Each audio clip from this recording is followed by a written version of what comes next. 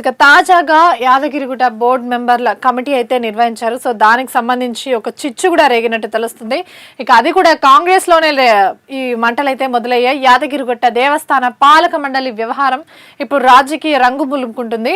So తనకు చెప్పకుండా నియమించడంపై Munugode MLA అసంతృప్తి వ్యక్తం చేస్తున్నారు. ఇక రాజగోపాల్ రెడ్డి వ్యాఖ్యలతో ఏకీభవిస్తున్నా అంటూ కూడా నల్గొండ నేతలతో మాట్లాడాల్సింది. ఇక సీఎంతో మాట్లాడుతానన్న మహేష్ గౌడ్ ఉమ్మడి జిల్లా మంత్రుల్లోనూ అసంతృప్తే కనిపిస్తున్నట్టు తెలుస్తుంది ఇదే అంశానికి సంబంధించి.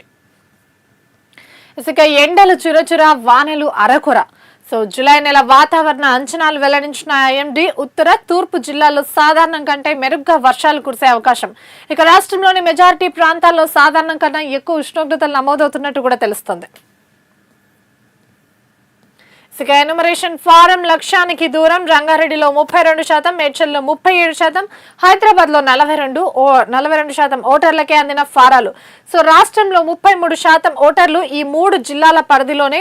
మరో 2 రోజుల్లో మొదలు కానున్న ఫారాల డిజిటలైజేషన్ ప్రక్రియ కూడా. భూభారతిలోనూ ధరణి అక్రమార్కులు. సో ఫారెన్సిక్ ఆడిట్ లో వెలుగులోకి ఇక నిగ్గ తేల్చిన ఉన్నతాధికారుల కమిటీ. ప్రభుత్వ భూములు ప్రైవేట్ పరం చేసే కుట్ర జరిగినట్టు కూడా అనుమానాలు వ్యక్తమవుతున్నాయి. 15 రోజుల్లో నివేదిక ఇవ్వాలని మంత్రి పొంగులేటి ఆదేశాలు. రెవెన్యూ శాఖలో ప్రస్తుతం కలకలం రేగుతోంది.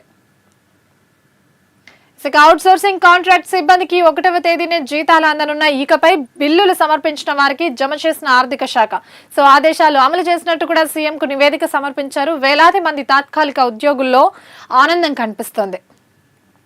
ఇక రాష్ట్రంలో ప్రత్యామ్నాయం మేమే, బెంగాల్ కంటే తెలంగాణలోనే ఎక్కువ రాజకీయం చేస్తామంటూ కూడా బీజేపీ స్టేట్ చీఫ్ రామచంద్రరావు చేసిన వ్యాఖ్యలు ఇవి. ఇక బీజేపీకి ఆ ఛాన్సే లేదు. నితిన్ నబీన్ 3 రోజుల పర్యటన అట్టర్ ఫ్లాప్ అయింది అంటూ కూడా పీసీసీ చీఫ్ చేసిన కొన్ని కామెంట్స్ ఇక్కడ ఉన్నాయి. ఇక్కడ మళ్ళీ అధికారంలోకి వచ్చేది కాంగ్రెసే, మీ పాలనపై మా పాలనపై చర్చకు సిద్ధమా అంటూ కూడా బీజేపీకి అయితే సవాల్ విసిరారు. ఇక ఉపాధి హామీ కూలీల వేతనాల పెంపు కూడా జరిగింది. సో దేశవ్యాప్తంగా అమల్లోకి కొత్త చట్టం. ఇక తెలంగాణలో రోజువారీ కూలీ 308 రూపాయలకి పెంచారు.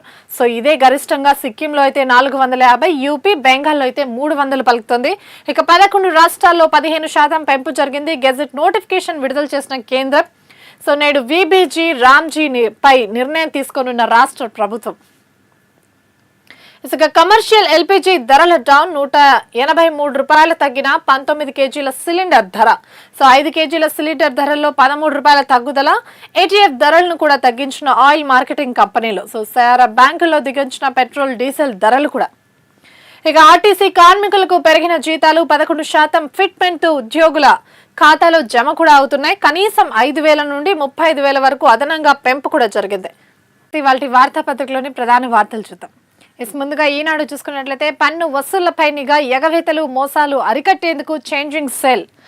ఇక పెండింగ్ ప్రాజెక్టుల పనుల పూర్తికి శాఖల వారీగా బడ్జెట్ ను కూడా కేటాయిస్తుంది ప్రభుత్వం. సో రాష్ట్ర ఆదాయ సమీకరణ సమీక్షలో భాగంగా కొన్ని ఒప్పందాలు కూడా కుదుర్చుకున్నట్టు తెలుస్తుంది. ఇక రాజకీయ జన్మనిచ్చిన నేలకు వందనం. సీఎం రేవంత్ రెడ్డి 2 దశాబ్దాల ప్రజా ప్రస్థానం. సో జూలై 4న మిడ్జిల్లో కృతజ్ఞత వందన సభ. తొలిసారి జడ్పీటీసీ సభ్యుడిగా గెలిపించిన ప్రజలకు ఆత్మీయ విందు కూడా ఏర్పాటు చేశారు. ఇక ట్రాఫిక్ క్రమబద్ధీకరణకు అనుసంధానం చేయనుంది ప్రభుత్వం. రద్దీకి అనుగుణంగా సిగ్నల్ కూడా ఏర్పాటు చేయనుంది. సో ముఖ్యమంత్రి రేవంత్ రెడ్డి ఆదేశాలు జారీ చేశారు అధికారులకు ఇప్పటికే. సో అనలాక్ ఎంఐఈఎల్ భాగస్వామ్యంతో అవగాహన ఒప్పందాన్ని కూడా కుదుర్చుకున్నారు. సో దానికి సంబంధించిన ఒక ఇమేజ్ ని కూడా మనం ఇక్కడ చూసుకోవచ్చు. ఇక సార్ ప్రక్రియలో భాగంగా కొన్ని సమస్యలు ఎదురవుతున్నట్టు కూడా తెలుస్తున్నాయి ప్రస్తుతం.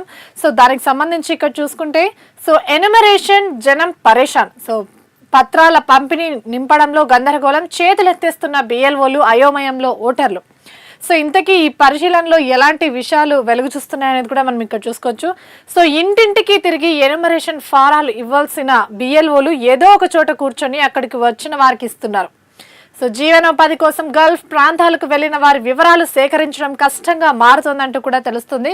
ఇక ఉత్తర తెలంగాణ జిల్లాల్లో ఈ సమస్య ఎక్కువగా కనిపిస్తుంది.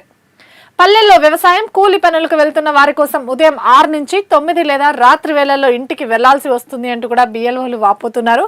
పట్టణ ప్రాంతాల్లో ఉద్యోగులు ఎక్కువగా ఉండే చోట పగలు ఇళ్లకు తాళాలు వేసి ఉండడంతో సాయంత్రం వేళ వెళ్తే కానీ ఓటర్లను కలుసుకోలేని పరిస్థితి ఏర్పడింది. ఇక దీనికి సంబంధించి క్రియేట్ చేసిన యాప్ ఏదైతే ఉందో దాని వివరాలు దాంట్లో యాప్లో వివరాలు సరిపోలడానికి వయసు కీలకం కానుంది.